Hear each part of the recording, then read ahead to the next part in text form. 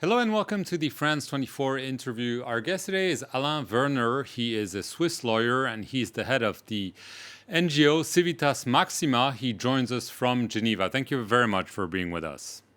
My pleasure. So your NGO documents international crimes and helps victims in their legal procedures. It's obviously a very hard and demanding job. You have focused mostly on the crimes committed in Sierra Leone and especially in Liberia.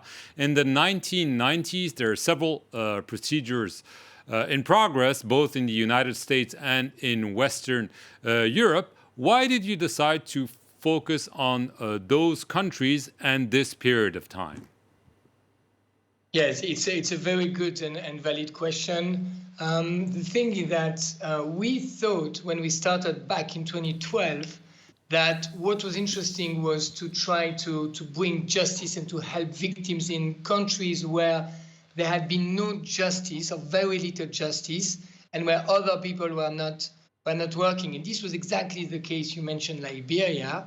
I knew about Liberia because I was in the 2005, 2010, I was working for special court as a prosecutor there, and including on the trial of Charles Taylor, the former president of Liberia, but accused of crimes with the rebels in Sierra Leone. So I knew firsthand that what had happened with Sierra Leone, an international court with 25 million budget a year for many years, did not happen in Liberia. But in Liberia, there was as well between 200 and 300,000 victims. So there was no reason why Liberia could not get justice. The victims of Liberia, like the victims in Sierra Leone, wanted justice. And this is how, with Liberian partner, we started to document back in 2012. And little by little, we got results by looking at universal jurisdiction, so proceedings outside Liberia, but on behalf of Liberian victims. Right. And as a result, back in June 2021, a Swiss court handed a sentence to a former Liberian warlord by the name of Alieu Kosiah. He was sentenced to 20 years in jail, the maximum jail sentence for war crimes. This was obviously for you and for the victims, I should say, a historic verdict. Oh, yeah, absolutely. And let me say that it has been such a journey for the victim. If you think back, 2014, when the indictment was out and when in November Alieu Kosiah was arrested, remember 2014, there was Ebola in Liberia. And 2020, when first the court was supposed to convene in April, there was COVID. So really from start, from beginning to finish, he has been proceedings with all the problems you can imagine. Ebola at the beginning, and we had to get victims from Liberia in spite of Ebola to Switzerland. And then at the end, 3-4 postponements of the trial because of COVID. We were in court. I was in court representing the victim as a lawyer. There was no public. We were basically, obviously, with masks in the proceedings throughout. So it has been an incredible journey, this Alieu Kosiah case. It's on appeal now.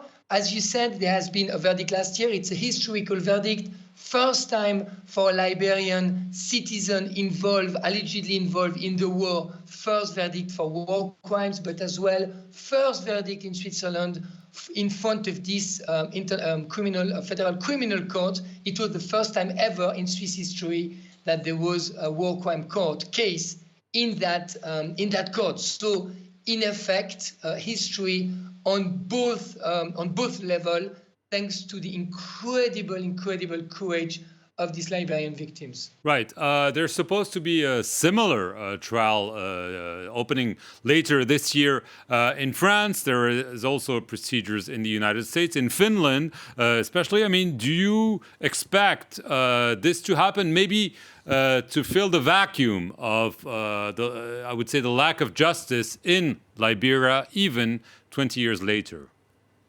Yes, exactly. And this is where I believe that this model is interesting because exactly as you said, when there was no justice at home, then it's not the end of the story for the victims.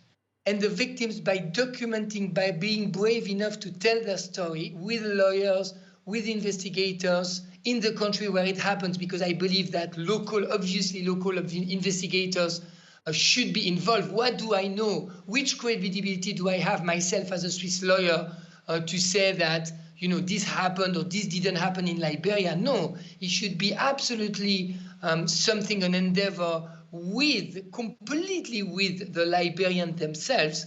But as you said, this is allowing, at the end of the day, at least some kind of justice somewhere for some victims. And it's creating a momentum, I believe, because what is happening in Liberia now is that civil society sees that there is trial, there are trials, and there is justice, but outside, how come this effort is not as well led by the Liberian politicians and by Liberia itself? So it's an interesting model, because you go outside in order to bring back inside this effort and this voice to get justice. Do you think this could happen? Because, I mean, there was a Truth and Reconciliation Commission in Liberia. There were promises that a war crimes tribunal would be set up, even by the current president, George Weah. However, it seems that choice was made essentially to go for peace and not for justice, because one could say that within the ruling circles, there are still former warlords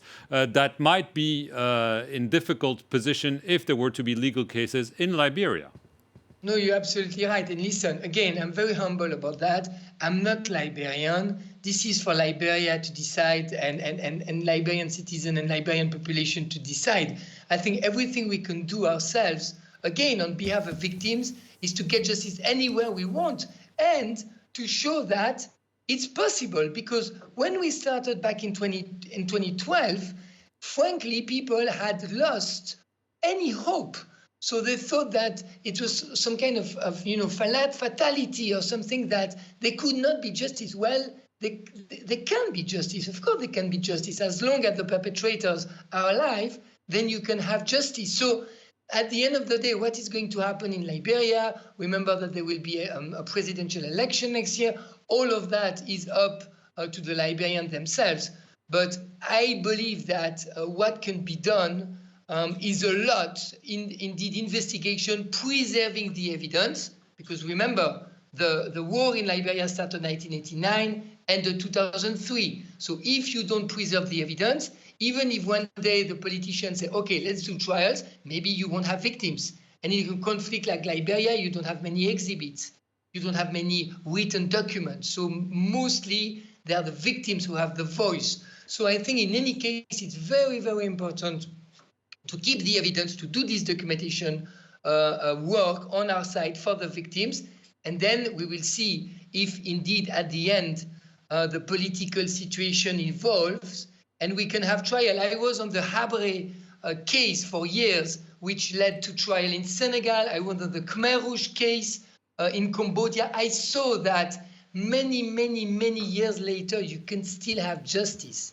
The point is to keep the evidence and to preserve the material to let that happen. Right. By contrast, and I know the issue there is the time frame, but it raises the question of the International Criminal Court.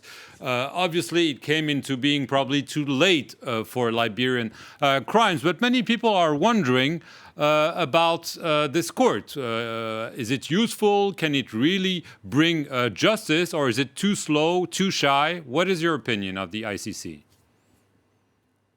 Well, I mean, of course, obviously, anyone on my side is a proponent of the ICC and of the idea, and none of us will tell you that we should get rid of the ICC, because obviously it will be a disaster of enormous consequences. And remember that many people, including obviously many heads of the state, would like to have the ICC, to get rid of the ICC. I think everybody would agree and understand in July this year, 2022, it will be the 20th anniversary of the start of the ICC. So the ICC started 2002. I think, 5 convictions in 20 years. I mean, obviously something is not efficient enough and does not work well enough. I think this is just plain for anyone to see. There is a new prosecutor now. There was a 9 years mandate, so the first 2 prosecutors for 18 years. And last year, Karim Khan, with whom I work, he was my boss on the Khmer Rouge trial, so I know Karim Khan quite well. And I hope that there is now a new momentum for the ICC. But again, I think it's clear that even if Karim Khan succeeds, and obviously we wish him all the luck and the success, but the ICC cannot in itself do all the work. And it is the Rome Statute which established the ICC, the complementarity principle, which says that ideally ICC should do nothing because states should do the work. ICC does work only when the state don't want or cannot work. So everything we're doing, everything which is happening in national court is completely indispensable, even if the ICC does succeed. But I think you are right to say that the ICC has to improve, and this is what we wish. Alain Werner, that's all we have time for. I want to thank you very much for being with us today from Geneva, and thank you for watching this edition of The Interview here on France 24.